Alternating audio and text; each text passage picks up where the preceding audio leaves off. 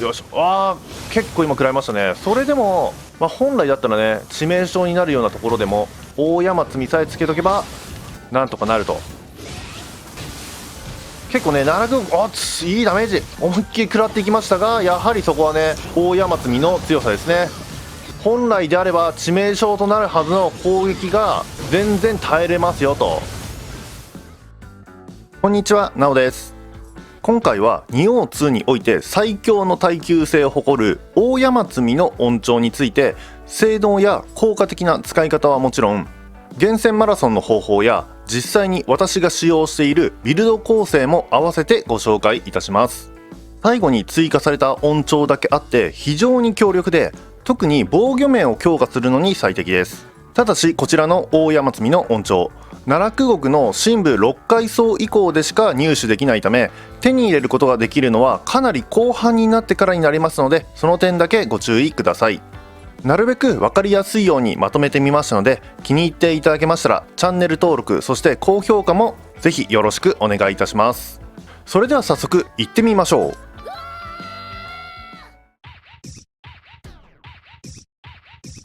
それでは大山積みの音調の揃え効果について特徴的なものだけピックアップして紹介します。三つ揃えにはガード中の気力回復速度プラス 70% があります。敵の攻撃がさらに激しさを増す奈落国深部などの高難易度ミッションにおいてはありがたい揃え効果ですね。そして5つ揃えには被ダメージ半減無傷 100% という非常に強力なオプションがついております。自身の体力が満タンの状態であれば必ず被ダメージ量が半分で済むというとんでもない効果ですね。ちなみにこの満タン時に被ダメ半減は大山積みを使わなくとも実現可能です。やり方は、まずは武家本田に所属します。家紋の加護の効果によって被ダメージ半減無傷、今こちら画面では 50% になっていますが、役職を宿老まで上げれば最大で 70% まで被ダメ半減確率を上げることが可能です。さらに頭防具にイノシシ前立て兜、こちらを装備すれば OK です。こちらの兜にも固定オプションに被ダメージ半減無傷がついており、こちら愛用度マックスにすることで 30% 以上になるんですよね。これによって先ほどの武家本田と合わせて無傷時の被ダメ半減確率を 100% 以上にできると。以前までは武家と頭防具のオプションを使ってようやく発動できていた効果をたった1箇所の揃え効果だけで実現してしまうことからも、いかに大山積みの音調が優遇されているかがわかるかと思います。6つ揃えにある体力プラス 30% のオプションも耐久力を増やすという点では非常に優秀です。この効果のおかげで体のステータスに200振るだけで体力を約9000程度まで上げることが可能となります。またもっと体力が欲しいという方は胴の部分にキラオプションの体力プラス350をつけたり、武家の東堂に所属して家紋の加護によって体力反映5の効果を受けた上で5に捨て振りしてみてもいいかもしれません。そして最後、7つ揃えの近接ダメージプラス 14%、 防御や耐久を上げるためのものではありませんが、さすが7つ揃えということもあって非常に優秀なオプションがついております。後ほど詳しくビルド紹介も行いますが、私の場合は攻撃関係をその他で補い、大山積みは5つ揃えか6つ揃えで止めることが多いです。そこは皆さんのプレイスタイルに合わせて選択してみてください。大山積みの音調の代表的な揃え効果でもある被ダメ半減無傷の効果を発動させるためには、体力満タン状態をいかに維持していくかが重要になってきます。ここからは簡単にできる体力満タン維持方法について紹介していきます。まず一つ目は体の神王。絵巻にのみ存在する非常に強力なオプションです。説明文も読んでみます。発動には体の値150以上が必要。体力が 70% 以上ある場合、体力が急速に自動回復します。私が現在そうしているように、体のステータスに150以上振る必要はありますが、先ほど揃え効果の紹介の時にもお話ししたように、大山積みには6つ揃えに体力を 30% も増加させる素晴らしいオプションが存在しますので、体にたくさん捨て振りしても無駄にはなりません。ですので他にどうしても振りたいステータスがなければ、タイには150と言わず、私のように200まで振ってしまってもいいかと思います。それでは実際にタイの新王による回復量と回復スピードをご覧いただきたいと思います。まずはね、ちょっと敵の攻撃を食らってみましょう。はい、今ですね、このように私の HP が141ぐらいずつですかね、ガンガン回復していくのがこれご覧いただけると思うんですけども、これがタイの新王による回復効果ですね。ご覧いただいている通り、かなりの回復スピードですので、このように少しのダメージでしたら戦薬等を使わず必要なく HP を満タンにまで回復することが可能です。注意点としては、説明文にもあった通り、体力が 70% 未満になってしまうと発動しなくなりますので、その点だけご注意ください。2つ目に紹介するのはアムリタ吸収で体力回復のオプションです。今私がつけている通り、防具の胴体部分やこのように一部の小物のオプションにもつけることが可能です。また守護霊王にもアムリタ吸収で体力回復のオプションがついております。ヌッペフホフの玉城にもついているし、ヨモツ仕込めの玉城にも固定のオプションとしてついております。さらには武家豊臣の家紋のカゴにもアムリタ吸収で体力回復のオプションついているんですね。また地獄絵巻のオプションであるガキ道の導きの効果はアムリタ吸収で体力回復50と全く同じ扱いです。名前が違うため特殊効果一覧で見てもアムリタ吸収で体力回復の箇所には含まれませんが、効果内容自体は同じものとなっております。ですので装備のオプションや玉城などをつけるのが大変なら、このガキ道の導きだけをつけてあげても OK です。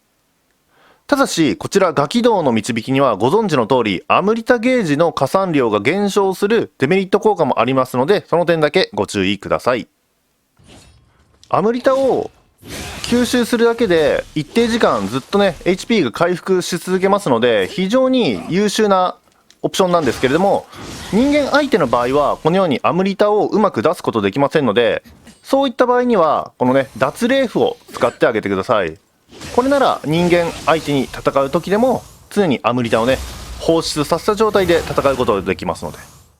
3つ目に紹介する体力満タン維持の方法は妖怪技命中で体力吸収を使うことです。様々な玉城につけることが可能なオプションで、多くつければそれだけ効果は重複します。最大でトリプル A まで上げることも可能となっております。貨車の固定オプションにはランク30でダブル A プラスになるものがあるためおすすめです。それでは実際に貨車の玉城を使ってどの程度回復量があるのか実際にねご覧いただきたいと思います。まずはねちょっと攻撃を食らって HP を減らしてもうちょっと減らしましょうか。いいですね。それではこの状態で貨車の妖怪技を放ってみます。どの程度回復するのか。はいはい、お分かりいただけますでしょうか。もうね一気に回復しましたね。次はじゃあ5頭記も使ってみましょうか。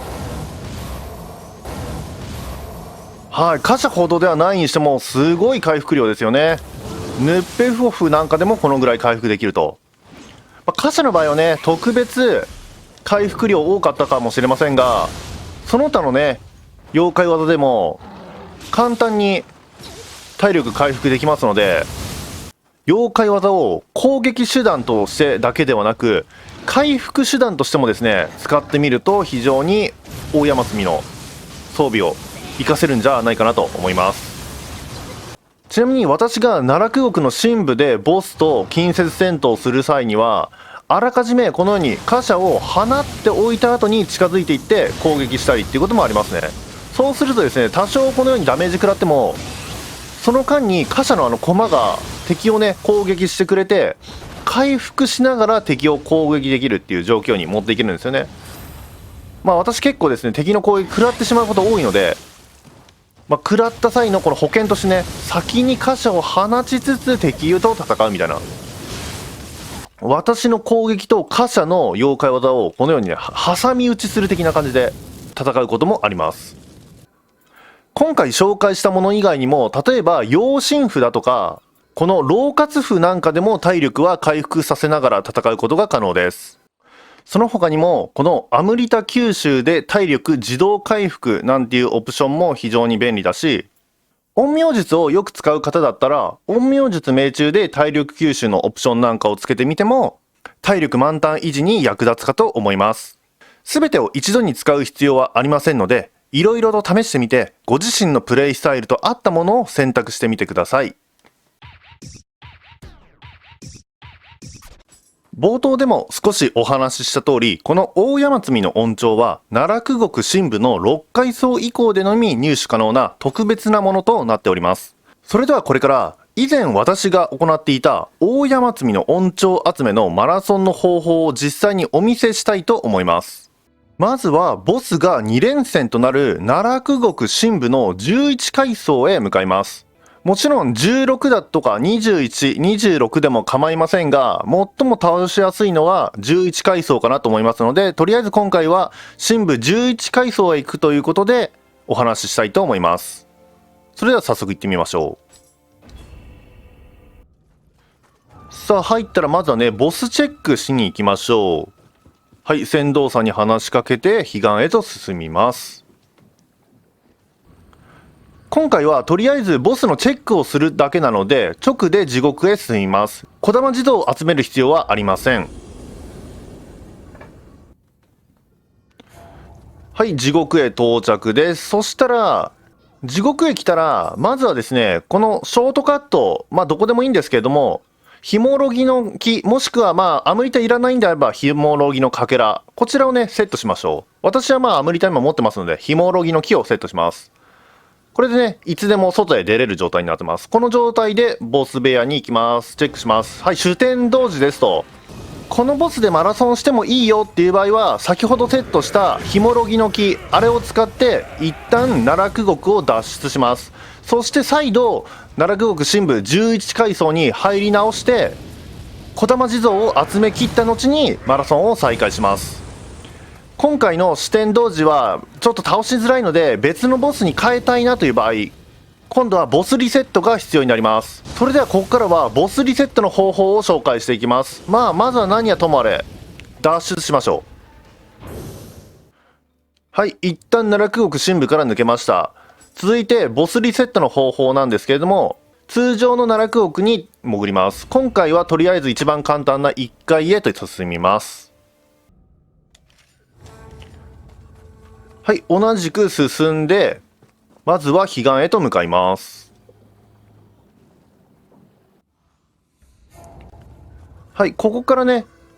通常の奈落国は直で地獄へ行くことできませんので、必ず1匹地蔵を解放する必要があります。すぐ近くなのでね、戦ってもいいんですが、私は楽をしたいので猫スッパかけます。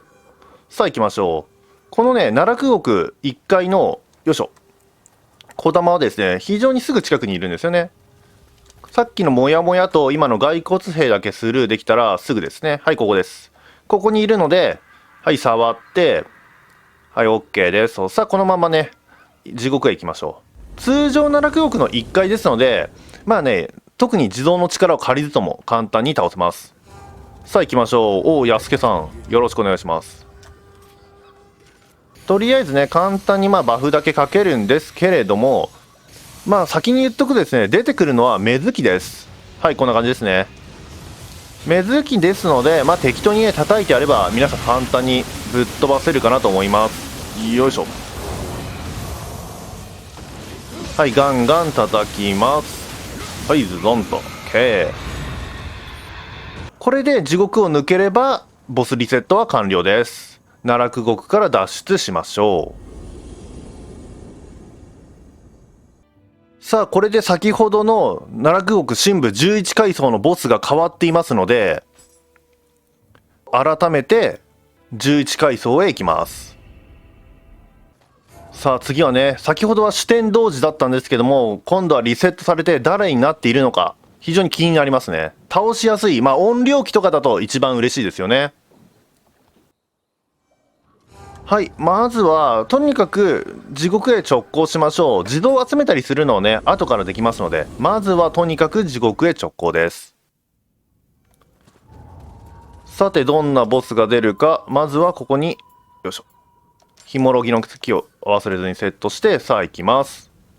はい、今度はですね、漆黒の侍に変わっておりました。今説明した流れを自分がやりやすいボスまで繰り返し行う形になります。そして自分が気に入ったこのボスでマラソンしようっていうやつが出てきたら、忘れずにね、祝辞符をセットして、そのボスを倒したら祝辞符で社へ戻る。そしてまたボスへ挑むっていうのを繰り返す形になりますね。以上が私が実際に大山積の恩寵の厳選マラソンをした際の方法でした。またおそらくですが、絵巻の特殊ルール、今見ていただいているものだと優先ドロップ雨のうずめの恩寵ってなってるんですけども、こういったものに大山積の優先ドロップは存在しないと思われますので、現状は奈落獄の神部で集めるしか方法はなさそうです。続いては私が実際に使用している大山積の恩寵を用いたビルド構成を紹介していきます。大山積の恩寵は防御面を強化する揃え効果が多いため、攻撃面を別の恩寵で補う必要があります。私が実際に奈落獄神部を踏破した際に使用したビルド構成は、大山積の6つ揃え、陰陽武者プラスの5つ揃え、そしてつくよみの3つ揃えというビルド構成でした。様々なところでおすすめされている非常にバランスの取れた構成ですので、ご存知の方も多いかと思います。大山積みで耐久力をめちゃくちゃ上げていますので、なかなか死ににくく、陰陽武者の揃えとさらにつくよみの揃え効果によって陰陽術を当て続けることで常に敵を弱体化させ続けることが可能なんですよね。さらにこの陰陽武者の5つ揃えプラスにある陰陽術発用、こちらの効果によってこの重水符だとか重ライフっていうのをね、よく使うんですけれども、こういったのを何度でも使用することが可能となっております。今お話ししただけでも十分に強いのですが、さらに私の場合はすねこすりの帽子を採用し、また各防具部分や小物ですね、こちらに招きの奴隷が消費されない、これをつけております。その結果、招きの奴隷が消費されない確率をプラス 61.6% まで上げることができているんですね。約 60% の確率で招きの奴隷を消費せずに済みますので、神部のボス連戦でも途切れることなくたくさんのすねこすりを召喚することが可能となっております。いろいろと試してみましたが、私の場合はこの構成が最も落命しにくく戦いやすかったです。今回紹介したビルド構成では大山積の恩寵を6つ揃えまで使用していますが、そこはご自身のプレイスタイルや目指すビルド構成に合わせて5つ揃えから7つ揃えの好きなところで止めて OK です。5つ揃え以上なら十分に大山積の強さを実感していただけるかと思います。多芸多彩の動画で話した弁財天やスサノオの恩寵もそうなんですけれども、7つ揃えまでつけなくても十分に効果を発揮できるっていうのは非常に大きなメリットだと思いますね。奈落獄の神部に挑まれていてワンパンで落命は嫌だ、もっと耐久力が欲しいという方はぜひ一度大山積の恩寵をご自身のビルドに組み込んでみてください。さあそれではですね、実際に奈落獄神部の26階層へ行って大山積の恩寵がどれほど耐久性があるのか、ちょっとね試してみたいと思います。早速行ってみましょう。さあそれではねやっていきましょう。私も久しぶりのね奈落獄神部26階なのでね、ちょっとどうなるか不安ではありますが、はい、やってきましたね。おお、なるほど。このマップはね非常によし小玉集めやすくていいですね。さあそれではね、ちょっと大山積みのこの性能を試しつつ、まずは小玉地蔵をね集めに行きましょう。私ですね、いくらこの大山積みが強いとはいえ小玉地蔵なしに奈落獄のね神部をよいしょ踏破できるほど強くありませんので、そこら辺ねご了承ください。さあまずはね雑魚敵との戦いなんですけれども、なるべくね攻撃は当然食らわないようにはいくんですけれども、このね狐とか結構スピード速くてサクッとねダメージ食らっちゃうこともあるんですけど、よいしょ、そういう場合でもね、大山積みさえつけとけば、まあワンパンでね、死ぬってことは、まあまあないかなと思いますので、安心できるんですよね。よし、結構今食らいましたね。それでも、まあ本来だったらね、致命傷になるようなところでも、大山積みさえつけとけば、なんとかなると。このように、深部の26階層であろうとも、まあ雑魚的相手だったらこのようにサクサクいけると。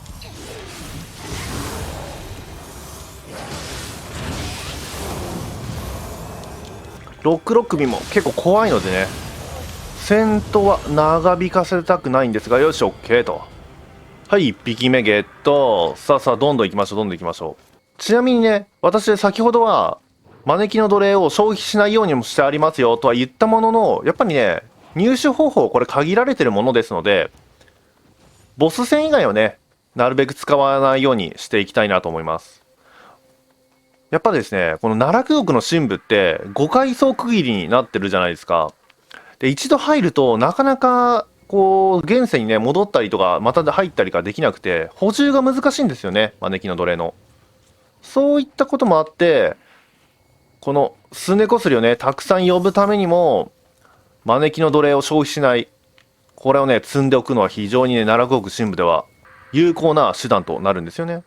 やっぱりですね、このすねこすり呼ぶか呼ばないかで一気にね難易度変わってきますので、さあここですね、ここ最後の小玉です。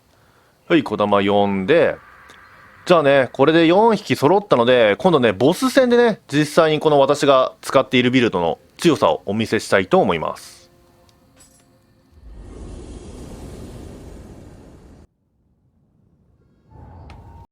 さあ来ましたね、行きましょう。せっかくなのでね安家さんも呼んで、そして私はねちょっとボス用の装備に今変えます。さあボス用のね戦自宅にもしたんですけども、装備は先ほど紹介したのと同じく大山積みの6、陰陽武者の5、そしてつくよみ3ですね。さあそれではやっていきましょう。まずは各種バフを唱えた後に、はいはいと、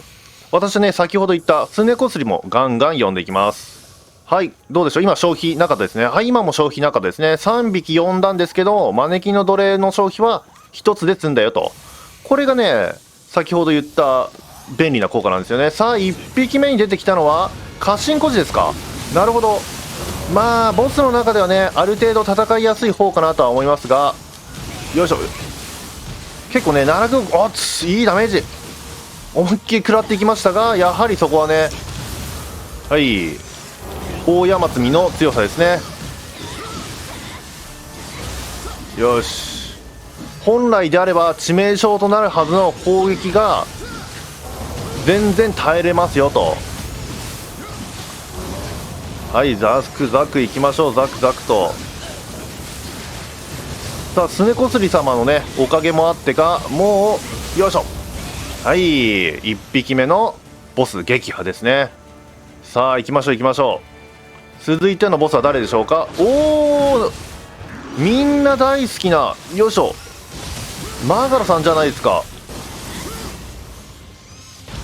しかしあれですね、今回はよいしょ、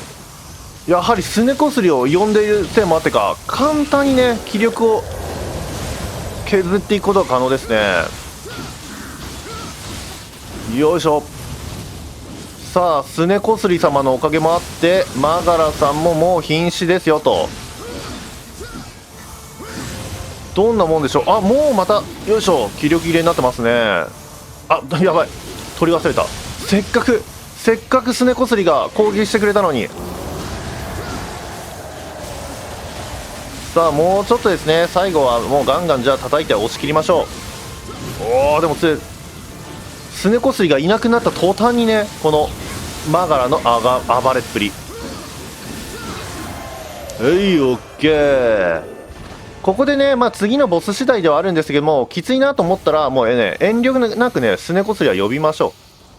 う。義達か。こいつはね面倒なんで呼んじゃいます。はい、たくさん使ったんですけども、まだね招きの奴隷2個しか消費してないことになってますね。人型ボスはやっぱりガード硬くて大変なので、私はねもうねめんどくさい時はねすねこすり呼んじゃいますね。あとはまあ大太刀に変えて、おっちい大太刀に変えて、まあ巴吹雪だとか、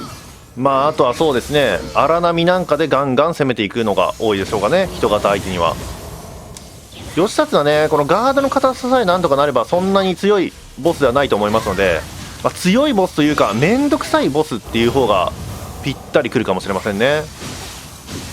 あ、いいですね。安助さんも非常に大活躍してくれてますね。さあもうちょっとでよいしょ。まあまだでもそれでも3分の1か。やはりタフですね。かなりね追い打ちを取って一難は解除してはいるものの、